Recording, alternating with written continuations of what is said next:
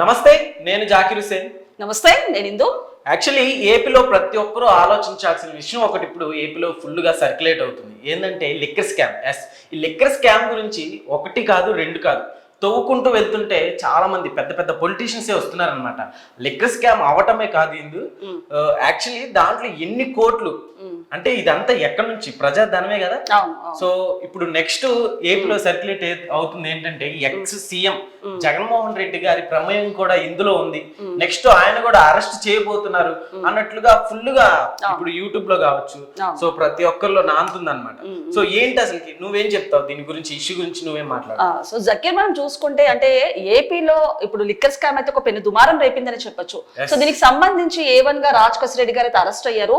అలాగే ఇంకా కొంతమంది లిస్ట్ లో కూడా ఉన్నారు. సో ఇప్పుడు చూసుకుంటే అంటే జగన్ అధికారంలో ఉన్నప్పుడు కేవలం ఒక పేద ప్రజలను టార్గెట్ చేసుకొని ఒక సొంతంగా లిక్కర్ తయారు చేస్తూ దాన్ని రెట్టింపు ధరలకు అమ్ముతూ పేద ప్రజల కలేయాలు కానివ్వండి, కిడ్నీలు కానివ్వండి, చాలా మంది ప్రజలైతే ఒక అనారోగ్యంగా అయితే క్షీణించిపోయారు. ఇప్పుడు దీనికి సంబంధించి అంటే ఆ పేద ప్రజల పరిస్థితి ఏంటంటూ కూడా చాలా మంది ప్రశ్నిస్తున్నారు.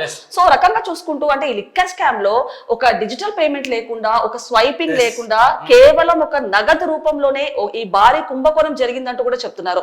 సో దీనికి సంబంధించి ఒక లిస్ట్ లో అయితే అందరూ అయితే ఇప్పటిదాకా అయితే అరెస్ట్ అయ్యారు. సో మరి నెక్స్ట్ జగన్ అనే వార్తలు కూడా ఇప్పుడైతే వినిపిస్తున్నాం మనకి గట్టిగా. ఇందు గారు, ఇక్కడ జగన్ గారు అనేది కూడా తీసి మనం పక్కన పెడితే, సో కోట్లు కోట్లు కోట్లు కోట్లు అసలు అంత డబ్బు అంత స్కామ్ అయిందంటే, సో ఎంత ప్రజాధనం వేస్ట్ అవుతుందంటే అసలుకి ఏంటి అసలు విషయాలు. ఇప్పుడు ఈ రోజులో తినడానికి కూడా ఉండటానికి కూడా ఇల్లు లేక, ఏపీలో ఒక పక్కన డెవలప్మెంట్ లేక ఎంతమంది యూత్ అంతా హైదరాబాద్ కి, బెంగళూరుకి ఎట్లా వెళ్తున్నారు. సో అలాంటి టైంలో ఇప్పుడు ఇంత స్కామ్ జరిగింది. అది దీన్ని అసలు ఎలా చూడొచ్చు అంటే, ఏపీలో ఇప్పుడు దీన్ని ప్రశ్నించడానికి ఒక జర్నలిస్ట్ దిగి రావడం, లేకుంటే ఒక పెద్ద సెలబ్రిటీ ఏం దిగి రానవసరం లేదు. ఒక కామన్ మ్యాన్ గా మీరు కూడా ప్రతి ఒక్కరు ఆలోచించాలి యాక్చువల్లీ. సో ఇంత స్కామ్ జరుగుతుంది కదా, సో అసలుకి ఏంటి అసలుకి నెక్స్ట్ అంటే ఏం చెప్తావు?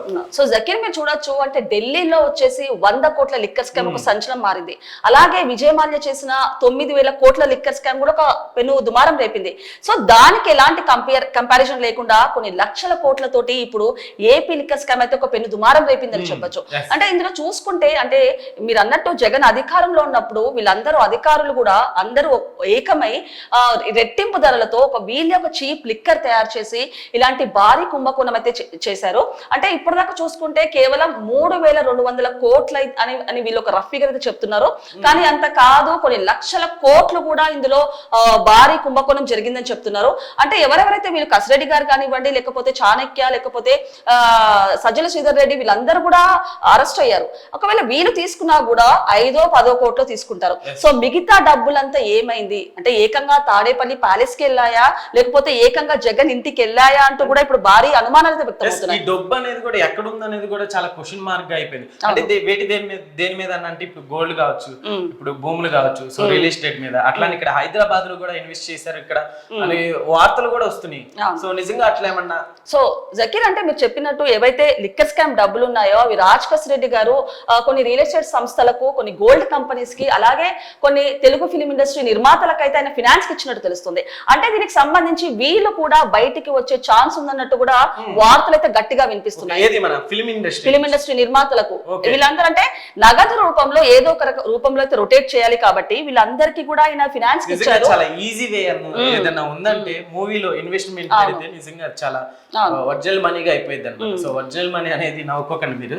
సో యాక్చువల్లీ నెక్స్ట్ ఇందు గారు, సో ఇక్కడ మనం చూసుకుంటే సో ఫస్ట్ ఎమ్మెల్యేలతో మొదలు పెట్టి ఎంపీల తోటి, తర్వాత ఇప్పుడు సీఎం గారు కూడా వచ్చారు. సో ఇప్పుడు మన ఏపీలో జరిగిన లిక్కర్ స్కామ్ కి రీసెంట్ గా మనం తెలంగాణలో కూడా జరిగింది. ఆల్రెడీ కవిత గారిని అరెస్ట్ కూడా చేశారు, తిహార్ జైల్లో కూడా చేశారు.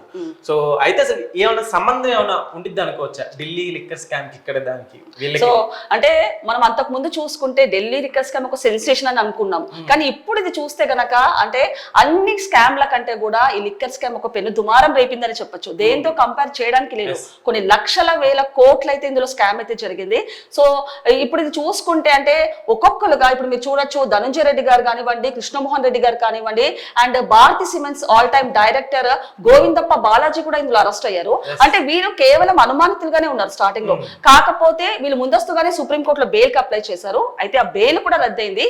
సో వీళ్ళ పాత్ర కూడా కీలకంగా ఉందని చెప్పొచ్చు. అంటే ఎవరైతే ధనుంజయ రెడ్డి గారు ఉన్నారో ఆయన అన్అఫిషియల్ సీఎం గా 2019 నుంచి 2025 వరకు కూడా ఉన్నట్టు తెలుస్తుంది. అలాగే జగన్ అధికారంలో ఉన్నప్పుడు సీఎం ని కలవాలన్నా కూడా ధనుంజయ రెడ్డి గారు ఆదేశాలు ఇస్తేనే అక్కడి వరకు వెళ్లే పరిస్థితి ఉన్నట్టు కూడా తెలుస్తుంది. సో జగన్ అధికారంలో ఉన్నప్పుడు మంత్రులు కానివ్వండి, ఎమ్మెల్యేలు కానివ్వండి, చైర్మన్లు కానివ్వండి, ఎమ్మెల్సీలు కానివ్వండి, వీళ్ళందరూ కూడా ధనుంజయ రెడ్డి గారు చెప్పిందే శాసనం అన్నట్టు కూడా ఒక వ్యవస్థ ధనుంజయ రెడ్డి అయితే క్రియేట్ చేశారు. సో పవర్ టు క్రైమ్ అనే పేరు ఎవరికైనా సెట్ అవుతుందా అంటే మనం చెప్తే గనక ధనుంజయ రెడ్డి గారికి అయితే సెట్ అవుతుందని చెప్పొచ్చు. సో వీళ్ళందరూ కూడా ఒక కీలకంగా రోల్ అయితే ప్లే చేశారు. సో షర్మిల గారు దీని మీద రెస్పాండ్ అవ్వడం జరిగింది కదా, సో దాన్ని ఎలా చూడొచ్చు? అంటే ఇప్పుడు మనం చూసుకుంటే ఇప్పుడు వరుస అరెస్ట్లతోటి వరుస స్కామ్లతోటి అయితే వైసీపీ ప్రభుత్వం అంతా చిక్కుల్లో పడిందని చెప్పొచ్చు. సో ఈ నేపథ్యంలోనే షర్మిలా గారు కూడా రియాక్ట్ అయ్యారు. అంటే ఆవిడ ఏమన్నారంటే వైఎస్ రాజశేఖర రెడ్డి గారు హయాంలో ఉన్నప్పుడు చాలా హుందాగా వ్యవహరించేవారని, అలాగే ఎలాంటి తప్పు చేసినా ఎంక్వైరీ చేయండి అంటూ ఆయన చాలా హుందాగా చెప్పేవారు. అలాంటిది ఇన్ని వరుస అరెస్టులు జరిగినా, ఇంత పెద్ద స్కామ్ జరిగినా జగన్ గారు ఎక్కడ కూడా ఆన్ రికార్డ్ పరంగా వచ్చి ఎక్కడ మాట్లాడలేదు, అసెంబ్లీలో కానివ్వండి. అలా మాట్లాడలేదంటే జగన్ గారు దోషి అని చెప్పేసి కూడా ఆయన ఇండైరెక్ట్ గా ఆయనే తేల్చుకున్నారా అంటూ కూడా ఆవిడ కొన్ని వ్యాఖ్యలు చేశారు. అంటే ఈ రకంగా చూసుకుంటే అంటే జగన్ అధికారంలో ఉన్నప్పుడు కేవలం లిక్కర్ స్కామే కాదు, జగన్ అధికారంలో ఉన్నప్పుడు మాఫియా డాన్ తోటి కూడా వీళ్ళకి సత్సంబంధాలు ఉన్నాయి. అంటే ఏ రకంగా చూడొచ్చు అంటే మీకు గుర్తుందో లేదో, అంటే underworld mafia don Abu Salem and Monica Bedi case అయితే ఒకప్పుడు సంచలనంగా మారింది. సో వాళ్ళకి సంబంధించిన దర్యాప్తు కానివ్వండి, విచారణ కానివ్వండి మొత్తం ఇక్కడే జరిగింది. సో ఎవరైతే కృష్ణమోహన్ రెడ్డి గారు ఈయన ఎంఆర్ఓగా ఉన్నప్పుడు ఫేక్ పాస్పోర్ట్లు క్రియేట్ చేసి వీళ్ళిద్దరికి ఇక్కడ నుంచి వేరే దేశాలకు పంపించే ప్రయత్నం కూడా ఈయన చేశారంట. అలాగే పిఎస్ఆర్ రాజనేల్ గారు కూడా ఒక విజయవాడ ఎస్పీగా ఉంటూ కూడా ఆయన కూడా దీనికి సహకరించారని చెప్పొచ్చు. అంటే ఈ రకంగా చూసుకుంటే నిజంగా జగన్ అధికారం వైసీపీ హయాంలో ఒక మాఫియా డాన్తోనే సత్సంబంధాలు ఉన్నాయంటే నిజంగా పాలన ఏ విధంగా చూడొచ్చో మనందరికి ఇప్పుడు అర్థమవుతుంది. ఇక నెక్స్ట్ స్టెప్ కి వెళ్తే సో స్కామ్ అనేది తీసి పక్కన పెడదాం, తర్వాత అరెస్ట్లే కదా. సో అయితే ఈ టైంలో జగన్మోహన్ రెడ్డి గారిని ఒకవేళ అరెస్ట్ చేస్తే పరిస్థితి ఎలా ఉంటుంది అనుకోవచ్చు? సో మీరు చూడొచ్చు అంటే ఇప్పటిదాకా ఇంతమంది వరుస అరెస్టులు చేసినా ఇప్పటిదాకా జగన్మోహన్ రెడ్డి గారు అయితే ఒక స్టేట్మెంట్ ఇవ్వలేదు, ఒక ప్రెస్ మీట్ ఎక్కడ పెట్టలేదు. అలాంటిది మొన్న రీసెంట్ గా బయటకు వచ్చిన మీడియా సమావేశంగా కొన్ని వ్యాఖ్యలు అయితే చేశారు. అంటే వైసీపీ నేతలను అన్యాయంగా అక్రమంగా అరెస్ట్ చేస్తున్నారని, అలాగే ఇలాంటి వాళ్ళని నేను అసలు వదలను, కావాలంటే రెడ్ బుక్ లో కాకపోతే ఇంకే బుక్ లో రాసుకోండి, రిటైర్డ్ అయినా కూడా వీళ్ళని వదలను, సినిమా చూపిస్తానంటూ కూడా వ్యాఖ్యలు చేశారు. యాక్చువల్లీ నిజంగా నాకు ఇక్కడ క్వశ్చన్ రైస్ అవుతుంది. సో ఎక్స్ సీఎం అయ్యండి, సో అంటే మీకు ఏమైనా జరిగితే రాసి పెట్టుకోండి, నిజంగా కక్ష సాధింపులాగా చేస్తున్నట్టు లేదా నెక్స్ట్ అంటే అసలు ఎందువల్ల నువ్వు ఓడిపోయాం అన్న దాని గురించి తను డిస్కస్ గానీ ఒకవేళ తెలుసుకోకుండా సో ఇట్లా ప్రజల్ని కూడా ఏం చేద్దామని అసలు అంటే మనకి మీరు అన్నట్టు క్లియర్ గా తెలుసు ఇక్కడ ఎలాంటి కుంభకోణం జరిగిందో ఆ పబ్లిక్ అందరికీ తెలుసు. అలాంటిది ఆయన ఇంకో వ్యాఖ్య కూడా చేశారు, కొడితే కొట్టించుకోండి వైసీపీ నేతలు అంటూ కూడా వ్యాఖ్యలు చేశారు. అంటే ఈ రకంగా చూసుకుంటే మీరు కొట్టించుకోండి, రేపు నేను కూడా రెడీగా ఉన్నానంటూ కూడా జగన్మోహన్ రెడ్డి గారు నేను కూడా అట్లానే చేస్తాను అన్నట్లు ఇంకా చెప్తున్నారు. సో మరి జగన్మోహన్ రెడ్డి గారు అయితే ఇంకో కొన్ని వ్యాఖ్యలు చేశారు. అంటే I don't have money to run the party, if you have money please give me అంటూ కూడా ఆయన కొన్ని సంచలన వ్యాఖ్యలు చేశారు. అంటే దీన్ని బట్టి చూస్తే ఒక రకంగా చూస్తే సినిమా చూపిస్తానని చెప్తున్నారు, మరో రకంగా చూస్తే నాకు డబ్బులు లేవు, మీ దగ్గర కొన్ని డబ్బులు ఉంటే ఇవ్వండి నేను పార్టీని రన్ చేసుకోవడానికి చెప్తున్నా. అంటే ఈ రకంగా చూసుకుంటే జగన్మోహన్ రెడ్డి గారు ఒక అయోమయ స్థితిలో ఉన్నారని చెప్పొచ్చు మాట్లాడడానికి. అంటే ఒక క్లియర్ పిక్చర్ అయితే జగన్మోహన్ రెడ్డి గారికి వచ్చేసింది, తన అరెస్ట్ అవుతున్నారని. సో ఒక ఏం మాట్లాడాలో అర్థం కాని దాంట్లో ఇప్పుడు నెక్స్ట్ తనే అని దాంతో ఆయన ఒక అయోమయ స్థితిలో మీడియా సమావేశంలో ఏమేమో మాట్లాడుతున్నారంటూ కూడా చెప్తున్నారు. సో ఇదన్నమాట పరిస్థితి. నిజంగా ఈ లిక్కర్ స్కామ్ గురించి అయితే ప్రతి ఒక్క యూత్ ఆలోచించాల్సిన విషయం కదా. యాక్చువల్లీ ఎన్ని కోట్లు ఏంటి మైనింగ్ స్కామ్ అని, ఇట్లా లిక్కర్ స్కామ్ అని చెప్పుకుంటూ వెళ్తుంటే ఇంకొక స్కామ్ వస్తూనే ఉన్నాయి యాక్చువల్లీ. సో వీటి గురించి నిజంగా ప్రతి ఒక్కరు ఆలోచించాల్సిన విషయం కదా. సో చూద్దాం ఇక నెక్స్ట్ ఏం జరగబోతుందో. So let's watch it. Thank you.